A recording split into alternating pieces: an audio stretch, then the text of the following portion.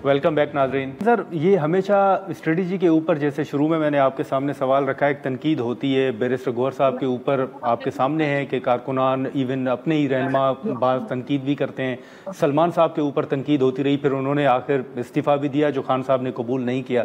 अभी भी आप समझते हैं कि स्ट्रेटजी में या क़यादत में या कहीं ना कहीं कोई सुकम जो है वो ज़रूर मौजूद है? नहीं, इस्तीफा तो उसने कभी भी नहीं दिया है। मतलब वो तो एक बल्कि खान साहब ने फिर उनको ये कहा कि आप बच्चों की तरह रोजाना जो है नाराज हो जाते हैं, आप संजीदगी से काम करें।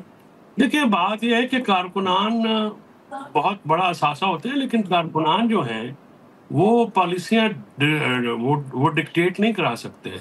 ये उनका फोरम नहीं है। ये उनका उनकी ये आप समझे कि ये उनके दायरा कार में नहीं आती है।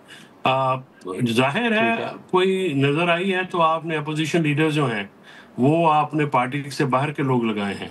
अगर पार्टी में तो दमखम होता या पार्टी की लोग डिलीवर कर रहे होते तो फिर तो चेंज करने की जरूरत नहीं थी।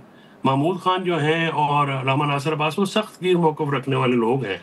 आ, अब आने वाले वक्तों में मैं समझता हूँ कि एक पॉइंट के ऊपर आजम महमूद खान का और पीटीआई का जो नुक्ता नज़र है वो फ़र्क है। वो ये कहते हैं जी कि अगर आप महमूद खान जो हैं वो एस्टेब्लिशमेंट से बात करने के कायल नहीं हैं। महमूद खान साहब और अल्लामा नासिर अब्बास साहब सख्त गिर मौक़िफ़ रखने वाले रहनुमाओं में से हैं।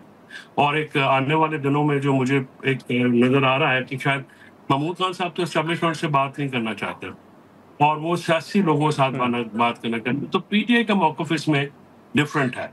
तो फिर वो जब मौका आएगा तो वो भी एक बिल्कुल। इंटरेस्टिंग बात देखनी है की होगी कि कैसे उसको फिर हल किया जाता है। महमूद खान का कद काठ तो है, सियासी तौर पे पुराने वर्कर हैं, इस्माइल खान चकधरी साहब के साहबजादे हैं, बड़े काबिल इज़्ज़त लोग हैं।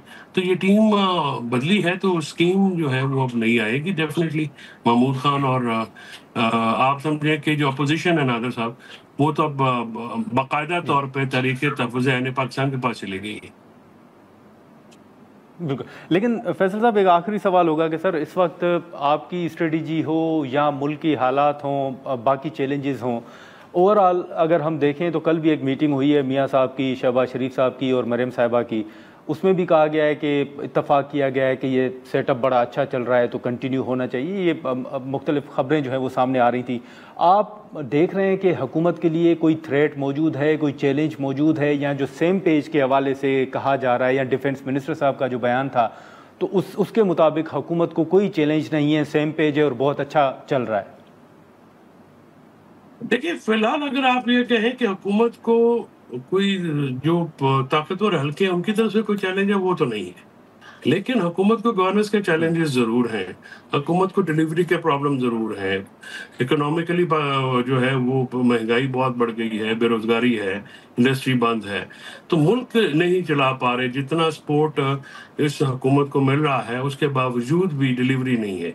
तो ये डिलीवरी ना होना और हफीज़ पाशा साहब जैसे लोग जो थर्ड पार्टी हैं वो उनके जो आप पढ़ लें, मज़ामीन पढ़ लें या उनकी जो राय है या दूसरे जो हमारे जो रिनाउंड इकोनॉमिस्ट हैं तो वो इस बात पे इत्तेफाक करते हैं कि पाकिस्तान की इकॉनमी रिवाइव नहीं कर पा रही है।